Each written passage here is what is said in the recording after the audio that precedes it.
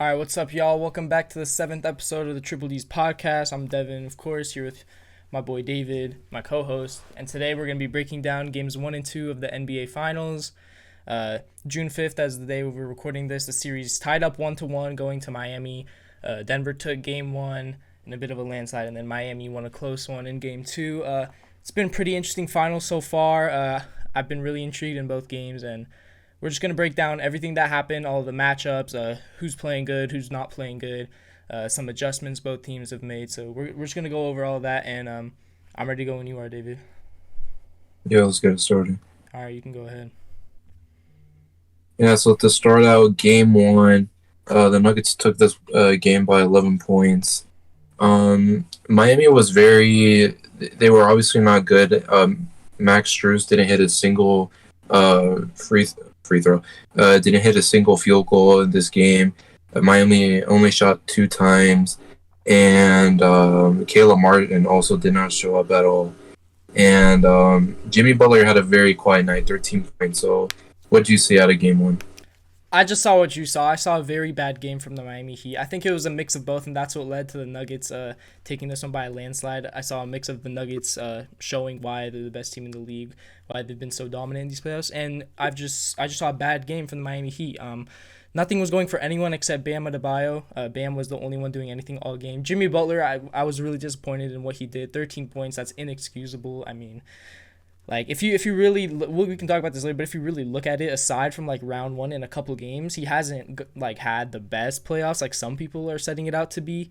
That could partially be due to his ankle injury he suffered in the Knicks series, but I don't want to get into that now. Max Strus was terrible, missing wide open shots left and right, 0 for 9 from 3. I mean, that you just can't have that. Literally, like their second option was Haywood Highsmith coming off the bench scoring 18 points. Like that's something I would never expect, and that's something you can't have happen if you're gonna win the game. And I mean, from the get go, you could just tell that the Nuggets were ready to be there. They were intense all over, and Aaron Gordon was the main spark of all that. He scored 10 points in the first quarter. I mean, obviously in game 2 they made the adjustment to start Kevin Love, but they had either Caleb Martin or Max Strus on him like during the times. That's just not gonna work. Aaron Gordon's a big body, he's a strong guy, and he was showing them. He getting all these points in the paint, easy back downs on those littler guys, and that's just what led to it. They came out strong in the first half. That it was pretty much just Miami was shooting very bad, very poorly. Bam Adebayo was the only one doing anything. He was hitting his jump shots, which it is good to see because he hasn't had the best playoff postseason.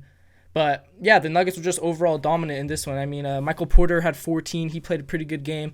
Jokic had a 27-point triple-double. He was outstanding everywhere on the floor. And then Jamal Murray also 26 points. All around good game from everyone. And I just think the Nuggets were by far the better team in game 1. Yeah, in terms of the Nuggets side, basically they won every single quarter except for the fourth quarter. They almost like really it really almost went bad there because at one point like Miami was down 21 and they got it to 10, but then Denver pulled away, and that game too. Yeah, like you said, Aaron Gordon was just bullying everybody in the paint. He was kind of taken out of the game by like Malone, kind of like wasn't really letting him get the ball as much, which was a little weird. But at the end of the day, you got the win.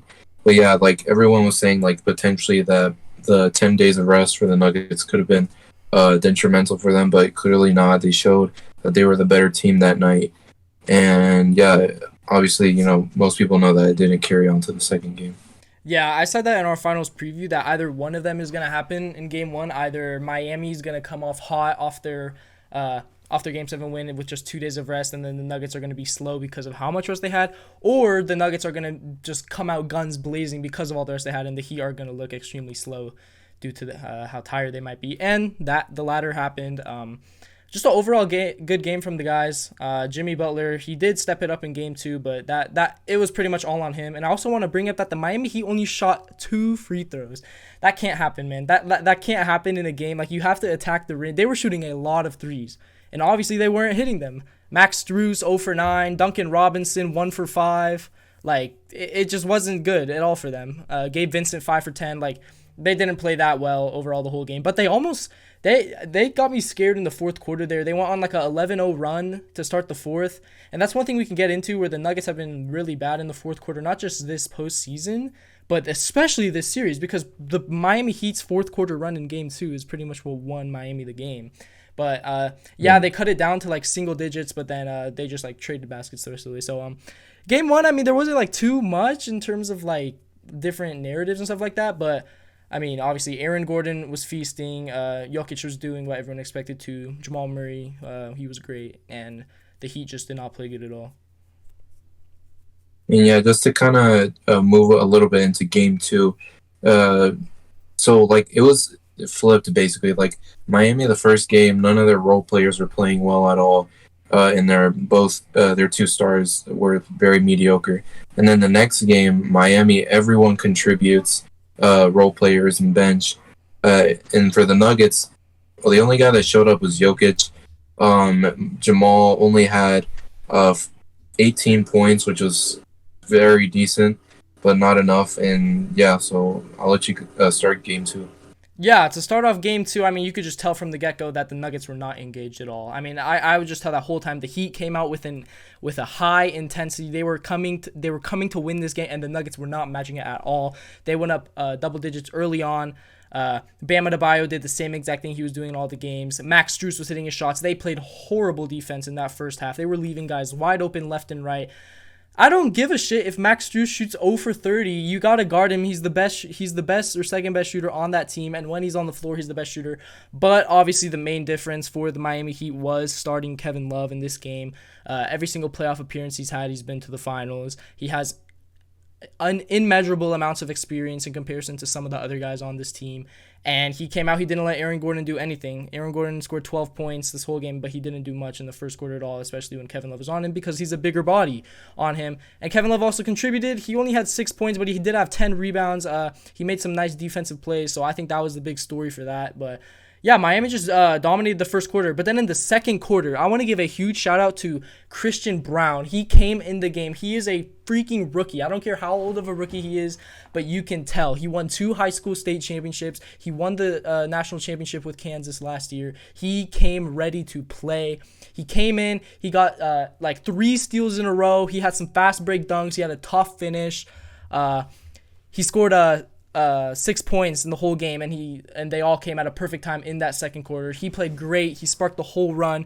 Bruce Brown hit some threes. Then Jamal came in, started cooking. That wasn't even the Miami Heat playing bad. That was just the Nuggets doing what they're known to do, getting on their runs. So that's what I saw in the first half, and then the Nuggets ended up taking a sizable lead at the end of the first half. But it was all Miami first quarter and then all Denver in the second.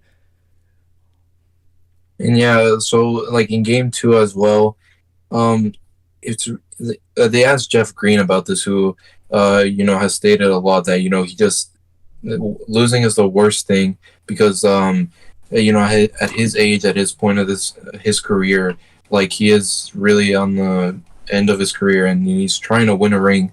He had a couple opportunities with LeBron and the Cavs a couple years ago, but he was saying like it's ridiculous how effort and how effort has been like in question when you're literally in the finals, when everything should be left on the floor, when you should be crawling off that court because you have zero stamina, zero energy. And yeah, like the Nuggets, like the second quarter, I see here outscored the Heat 25-34. The third quarter they scored more as well, but like I don't get how this team just stopped playing aggressive. Like they clearly kind of seemed a little like sorry for themselves, and Michael Malone even like he asked the guys when they went into the locker room after the game like why did we lose, and it was because they just let Miami have more energy, be more aggressive. So just really bad game. Like at the beginning I could Jamal was not hitting shots either, like those easy mid ranges that he always makes, especially in this year in the playoffs.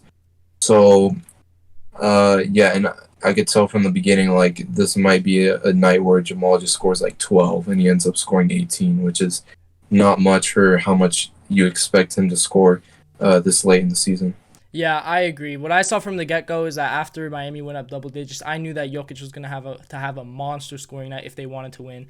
and he did, but they still didn't win. I was extremely non-impressed with Michael Porter and Kentavious Caldwell-Pope's performances. They were horrible on both ends of the floor, missing shots, getting blown by on defense. KCP fouled three-point shooters multiple times. MPJ was getting destroyed on back cuts. He was getting blown by nonstop, and he just shot horrible. 1 for 6 from 3, 2 for 8 from the field overall, minus 15 in 26 minutes of play. I mean, Michael Malone couldn't even play him. Bruce Brown played more minutes in this one, and Christian Brown almost got there too. I was super not impressed.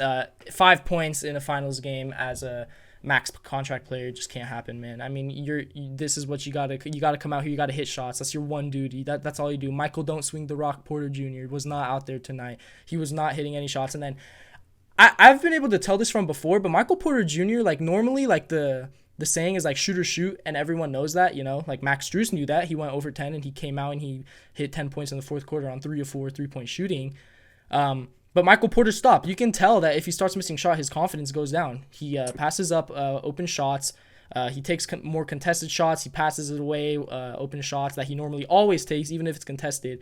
It was bad. Kentavious Caldwell-Pope, he was missing his usual corner threes, horrible defense. I was really like, those two, they need to step up in game 3, else they're going to lose again. Because, I mean, we can get into this later, but I don't agree with the full point that, like, making Jokic a scorer and not a passer is a thing.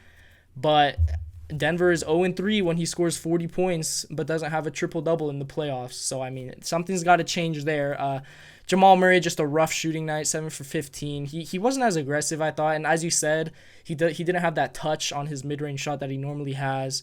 Aaron Gordon, I mean, there's nothing. He played a decent game. But literally, it was just the bench. It was Bruce Brown and Christian Brown were the main contributors because they are the only reasons they were, like, in the game in the first point.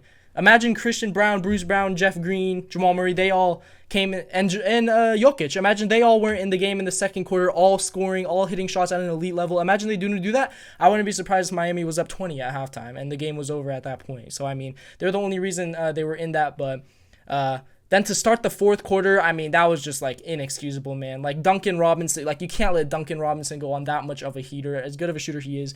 That was super embarrassing. Jeff Green backing up, like, 5 feet on him from the three-point arc, and he just hitting one in his face. Jamal Murray with a horrible foul after getting blown by Duncan Robinson. But what I will say about Duncan is that him becoming like a slasher alongside with his elite three-point ability, that could make him a really special player for years to come. He's really developed that. I mean, probably while he was sitting on the bench all regular season, he was developing that ability to slash like that, and he's been really good. He had that finish on, I believe it was Michael Porter, when he was flexing on everyone. He scored 10 straight points. He was getting wide open shots. It was horrible. It was completely horrible. That was what lost them the game. I knew for a fact they were cooked once Duncan Robinson did that.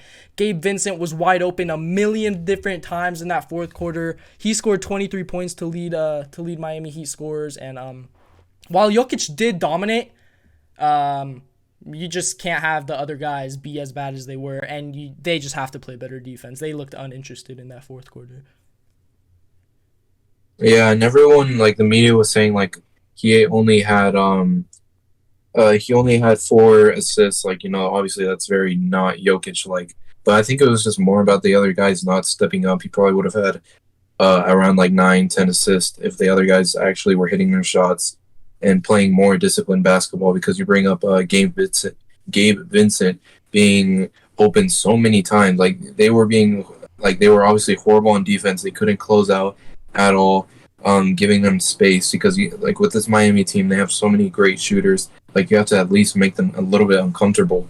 I do think that Miami somewhat slowed down Jokic and Jamal's two-man game, even though Jokic did have 41 points, but Jamal, when he is not playing that well, they usually don't win. Yeah. Yeah, I mean, going off what you said, I feel like most of Jokic's points came in the one-on-one ISO ball, and I agree with that now that you say it. Their two-man game wasn't working.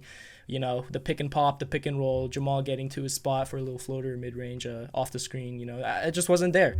And I just want to mention, Cody Zeller should not be in the NBA. That man is ridiculous. If he gets another minute in the rest of the NBA Finals, Jokic is going to score 40 points again, and they're going to win the game this time. That man cannot play another minute. Cut the rotation to 7. Only guys off the bench should be Duncan Robinson and Kyle Lowry. That's it. And maybe Haywood Highsmith. Haywood Highsmith. Cody Zeller should not play a single minute ever. I mean, that was like ridiculous, bro. Like normally, like when I say people play bad, like it's like yes they play bad, but you know that they can good. That was ridiculous, bro. Like he couldn't, like he caught the ball and he would just like fumble it out of his hands. Like it was ridiculous. He was so bad. He was getting cooked by Jokic as a 7-footer. You just can't let that happen. Cody Zeller should not see another minute. But I'm gonna sway away from like the Nuggets in terms of what they did bad. I'm gonna talk about what the Miami Heat did good because this is not a Denver Nuggets loss. This is a Miami Heat win. Gabe Vincent, you have to give all the credit in the world to him, man. He's gonna get a bag this offseason, but he's probably gonna re-sign with Miami. He scored 23 points, 4 for 6 from 3. You can't, as much as, yes, there were a lot of different points in the game where the Nuggets left open, a lot of shooters, they were hitting some tough shots, man. Kyle Lowry was hitting these crazy threes, like deep threes. He hit like a fading left three. Gabe Vincent hit some extremely contested threes. Jimmy Butler hit a contested corner three, I remember. It was crazy, man. I mean, they just had contributions all around. 21 from Jimmy, 21 from Bam, 23 from Gabe Vincent, 14 from Max Strus, 10 from Duncan Robinson. I mean, 9 from Kyle Lowry. Like, these are all contributions, and this is exactly in our finals preview what we said. The X factor for the Miami Heat is going to be the undrafted guys and the role players. And that's exactly what happened. They won the game because all these role players did what they need to do, and they stepped up in big moments. So, huge shout out to Duncan Robinson for that. That completely sparked their whole run. Bam Adebayo, I want to give a huge shout out to him. Both these games he's played amazing. I knew once he had that and one dunk, another terrible foul by Michael Porter, just adding on to his horrible game defensively. I knew it was over right then. They took like a 13-point lead or something like that. But Jimmy Butler didn't necessarily play bad, but once again, like he was missing a good amount of his shots that he normally hits, 7 for 19 from the field. Although he did come up clutch, he had an and one mid-range, he had that corner three, like I said. Miami just came up huge down the stretch. You know, it was pretty crazy to watch because they were on a complete heater and the Nuggets just could not stop it no matter what sets they were in, what they did on offense. Let Jokic score 41, but if the other guys aren't going to show up, they're not going to win. Yeah, and at the end of the game too, like with around I'd say like 3 or 4 minutes, Miami was up 10-12, and Denver did make a good run. But at the end of the day, I just think Denver, they didn't deserve to win this game because of how bad they played. Yeah, it was a good shot, but I think at the end of the day they should have taken a timeout because like you at that when he's taking that shot, like I could imagine that Jamal is like exhausted. Maybe not exhausted, but he's definitely tired and probably doesn't have the best luck shooting that. But yeah, what do you think of that? Do you think they should have called a timeout? Yeah, that was a super interesting. I've been saying this because Joe Mazzulla does this a lot, and I've just been saying this like for a long time now. I think it is the dumbest shit ever when coaches have nevertheless 2 timeouts and they let the guys play. That is pretty much like playing 47 and a half minutes of basketball and then saying, go out there, use your best ability, and find a shot and win the game. No, basketball is a complicated sport, kind of. Well, you have to create a play. I don't care about getting the defense set, man. I don't care. That's where your coaching ability has to come in. That's right there where Michael Malone has to outcoach Eric Spoelstra and outcoach whatever set that Spo is going to come out in, and he has to find a play that will work. Or just give it to Jokic and let him do. Nobody has been able to guard him all night, even Bam Adebayo. Just let him do his thing. Obviously, it was a good shot. I've seen Jamal Murray hit that shot like a million times just in these playoffs alone. But it was so, like, screwy. Like, he got the ball poked from him with 5 seconds. He had to try to make something. They should have called timeout, man. Set up something. I don't care how set the defense can get. I will never agree with not taking a timeout. I'm going to blame Michael Malone for that. That was unbelievable. I heard him say in the postgame interview, like, exactly the reason why I said, like, why they don't take timeouts because, we don't want to let them get set, No, I'll never agree with that, man. That's pretty much saying I don't believe in myself as a coach to outcoach the other coach. That's pretty much what you're saying. That's pretty much Michael Malone not thinking that he can come up with a good set to outcoach Spo with whatever he's going to come out. And so I didn't agree with that at all. As good of a shot it was, yeah, I'm not going to blame Jamal for that at all. It was pretty contested, but it was a good look, but yeah, tough loss for Denver, but gritty win for the Miami Heat. Yeah, all credit to the Heat. They played a great game. Nuggets were just slow all night, and that last part too. I think Jokic should have got the ball. Even they should have taken a timeout and get Jokic the ball. He literally has 41 points. He's obviously got the hot hand. So Yeah, bad decision. Kind of reminds me a bit of like last year's Jimmy Butler shot against the Celtics in Yeah, Game yeah, 7. yeah. I think they should have called timeout Mhm. because like Jimmy Butler's not a sniper. He's not known for Mhm. hitting threes really. Yep. But yeah, that's all. Yeah, I completely agree. I don't think that was the right call at all. But yeah, that's all I have to say for game two. You know, the role players, they showed up, they did their thing. Jimmy Butler showed up in the clutch when he's known to show up. And Bam Adebayo, I want to give a lot of credit to him. He played really good. He was making some tough mid-range shots like all game. Like he was, and that's another part I want to bring up about how bad the Nuggets were defensively and particularly Jokic, because obviously the big narrative about Jokic is that his defense is horrible. But then I've been preaching like all throughout like now the finals that Jokic has been really good defensively like these playoffs, like just in one-on-one ISOs, even in the pick and roll, which is what he's known to be really bad in. But this game, once again, he was horrible in the pick and roll. Bam Adebayo was getting wide open floaters, wide open dunks, wide open middies, like left and right. Jokic, and then if Jokic switched on to like Gabe Vincent or Kyle Lowry, they would just, or Jimmy, they would just blow by him, get an open shot. He was really bad defensively. But now what we can talk about is, do you think, I'm going to ask you, do you think that it was part of the plan for Eric Spoelstra to limit the other guys and let Jokic score? Because as I said earlier, Denver's 0-3 when he scores 40 points this playoffs, but doesn't have a triple-double. Although he did in a post-game interview like completely shut down a reporter who asked him about that. But do you think that that's like a like legit like strategy that like he can use going forward? Yeah, that's a good question because I think that even though the Nuggets are 0-3 when Jokic scores 40 or more, I think that it's still a bad idea to just try to shut out the other guys and just let Jokic completely dominate. I still think that there's a good chance that you lose that game because I mean it was a 3-point game after all. So I think I do like believe him when he says that that's like false, that's not right. That they were just trying to let Jokic score. I think that like I do think that they definitely tried to limit him, but at the end of the day, he just like played better by getting 41 points. But I think it was more just the other guys like not hitting open shots as well. Yeah, I mostly agree with that because, I mean, you can't rely on Michael Porter to shoot that poorly again. You can't rely on KCP to shoot that poorly again. But, I mean, it wasn't necessarily that they were, like I said, like making Jokic a scorer and not a passer. I think it was Yeah. more just they were completely focused on Jokic. And, I mean, as you saw, he only had 4 assists. So he didn't get anyone involved, which he normally does. He's normally the entire offense. He gets the ball. He sets everything up. He finds open guys because of just how elite and insane of a playmaker he is. But he wasn't able to do it this game because nobody was shooting good. And Miami had that defensive set. I'm pretty sure they were in a zone defense for a good amount of the game as well, particularly the first half when they went up to their lead. So that might have also been part of it. But yeah, that's all I have to say for game two. If you want to get into any game three predictions or anything like that, or what you think's going to be the main X factors for game three, main keys for the Nuggets, for the Heat, you can get into that. I think that for game 3 and 4, because they're going to be in Miami, those are going to be really hard to beat, especially from a team that, that is the 8th seed. Like the fans are hungry for a win, if not both wins.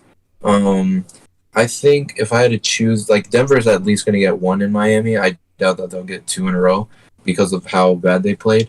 But I think that they're going to be hungry to really like turn around what they showed last night. I think that Denver's probably going to take game, if I had to say, probably game 4 because like Miami's coming off a really hot run right now. Um, and yeah, they'll go back to Denver 2-2. Okay, yeah, because my initial prediction in our last episode was it's going to be 1-1 after two, it's going to be 2-2 after four, and then the Nuggets are going to win the last two.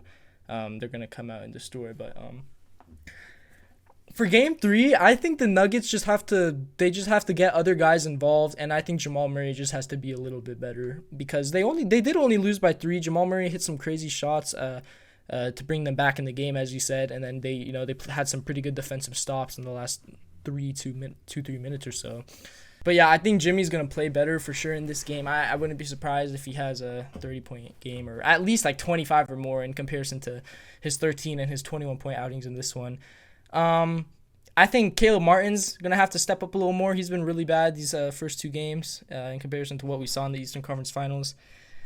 And for the Nuggets, they just got to play better defense, man. Like, I don't know if they got to get in a zone defense or they got to, like, switch some matchups or something, but they got to get something going. Jokic is going to have to get more people involved. He's going to have to find Aaron Gordon for some more lobs. He's going to have to find some more kick-out threes for Jeff Green, for Kentavious Caldwell-Pope, Bruce Brown.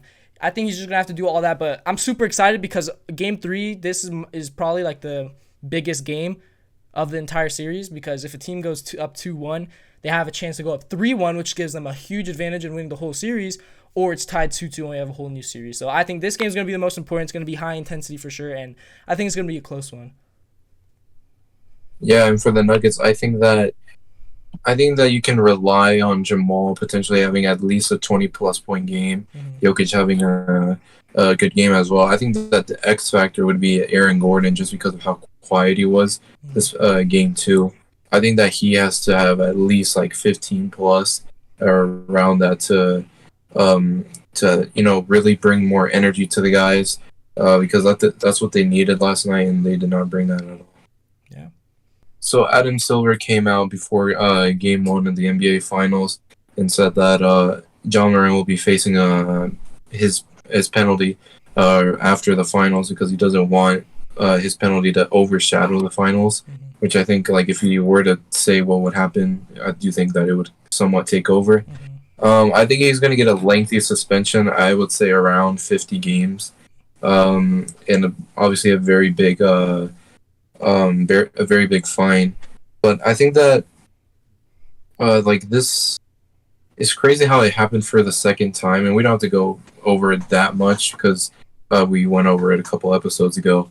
But I think that this is gonna really I think it's gonna be like big enough to where it sets a precedent to every player in the league, where like you really need to watch who you're hanging out with, who you keep with, and who you need to leave out of your life, because like John Morant has so much to lose. Like he has the Nike deal. He obviously has like I'm pretty sure he has a pending like extension. Yeah, he has a daughter. I think that this is gonna set a big precedent for every player. Yeah, I think that the fact that Adam Silver came out and said, I mean, to me, it's just like ridiculous that this is happening in the NBA where like you have to wait on a suspension of a guy pulling out a gun on a Instagram Live you have to wait until after the finals to do it. I just think that's ridiculous that someone would do that, man. But I think the fact that he says that makes me think that it's going to be a lengthy suspension, like you said. I honestly would be surprised if it's less than like half the season. Like I'm thinking like 45, 50 games. And at that point, I mean, John Morant, I don't even know what the guy, man. I'm not going to trust a single word bro ever says again. Adam Silver sure as hell isn't. He's going to be kicked out the league. He does it the third time. And I wouldn't be surprised if he does. Bro said he went to therapy. Bro wrote a whole PR apology. Nothing. I mean, I don't trust a single word the dude says. And John Morant, like, obviously, my opinion on him is that he's not like what a lot of people like set him out to be in terms of like a superstar, because there is a 0% chance that John Morant will lead the Grizzlies to a championship. He is not a number one option, bro. He to lead a team to a championship, you have to be a Jokic, a LeBron, a Steph Curry. Like you have to have that it factor, Like you have to have that. John Morant does not have that it factor. He does not love the game of basketball. I don't even know about him, man, but.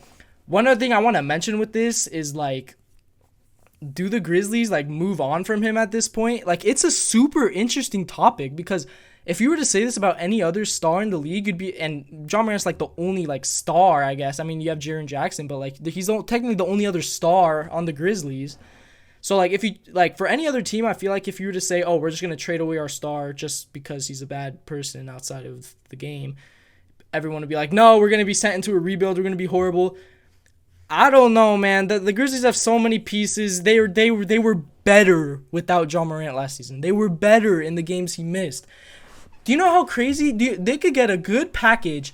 Do you know how crazy it would be to build around Tyus Jones, Jaren Jackson Jr., Desmond Bane, and then add all these other pieces? Bro, I'm honestly, if I had to lean aside whether trade John Morant or don't trade him, I would lean to trade him, man. The Grizzlies have been really good without him. They obviously had a better record. They like blew out the Warriors by 50 without him in a game.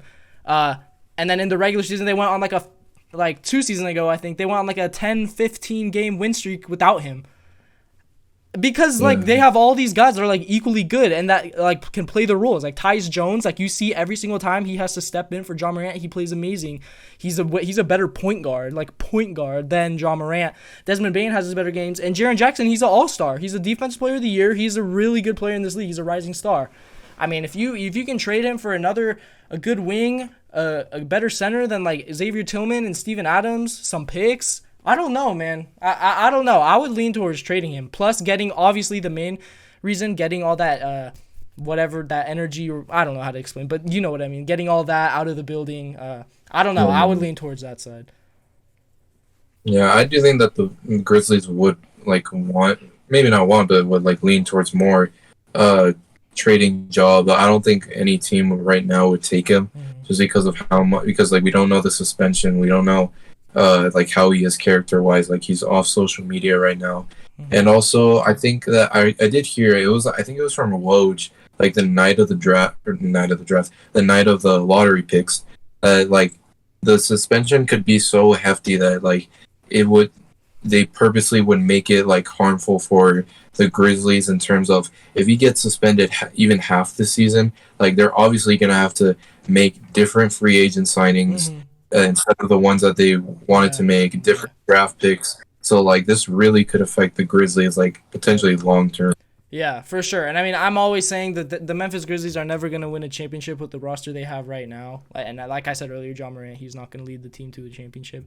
So I think I would be interested, but I mean, you said that like no team would take a flyer on him. I would bet every buck that there's at least 3 to 5 teams that would 100% take a flyer on him. And well, it's not really taking a flyer on him. He's a superstar. The flyer on him is his off the court antics, which is like ridiculous. And I mean, it is something you have to take into account, but like a bad team, like I wouldn't be surprised if some stupid bad team like trades all their picks for John Morant. Like I wouldn't be surprised.